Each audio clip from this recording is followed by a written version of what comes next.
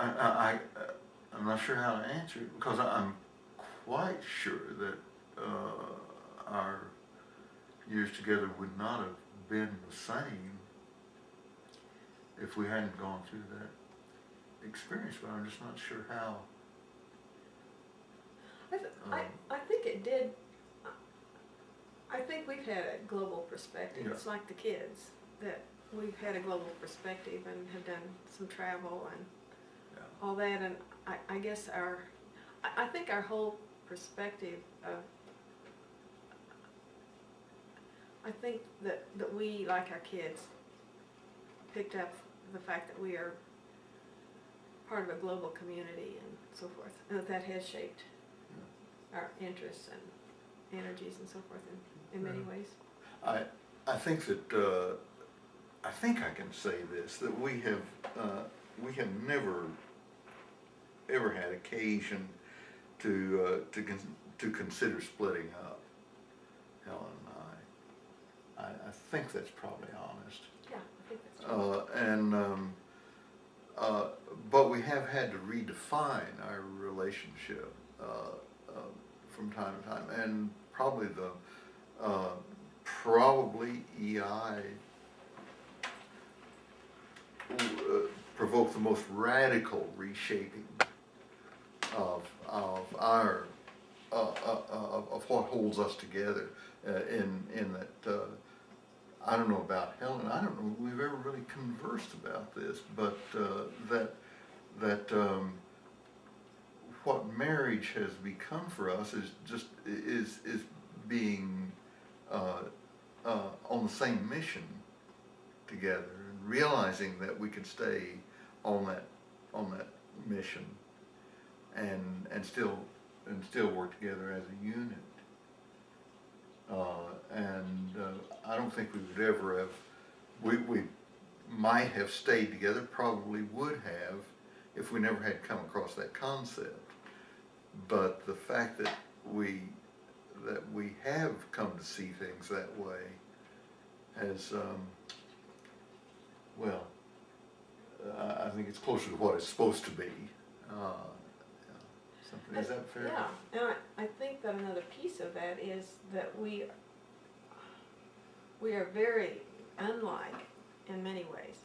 I mean, our basic theology is not, and at some point, our daughter, when she was a senior in high school, just said, I don't know how you all stayed together all these years. I mean, we are very different. Yeah.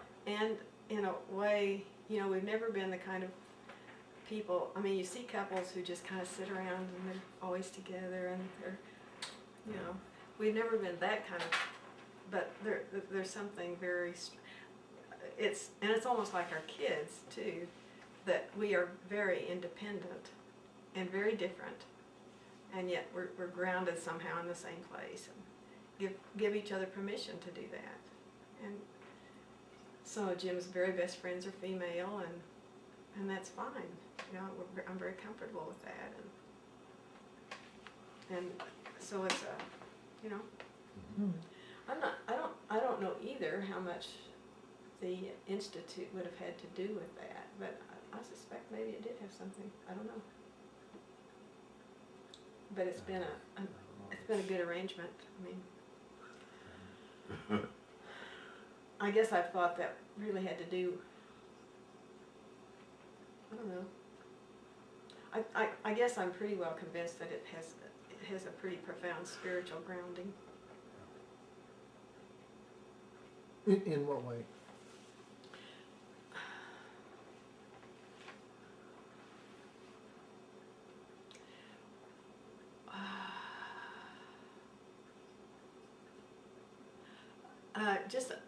I kind of think God's at the center of it. I don't know how else to say it. Like when Jim was very interested in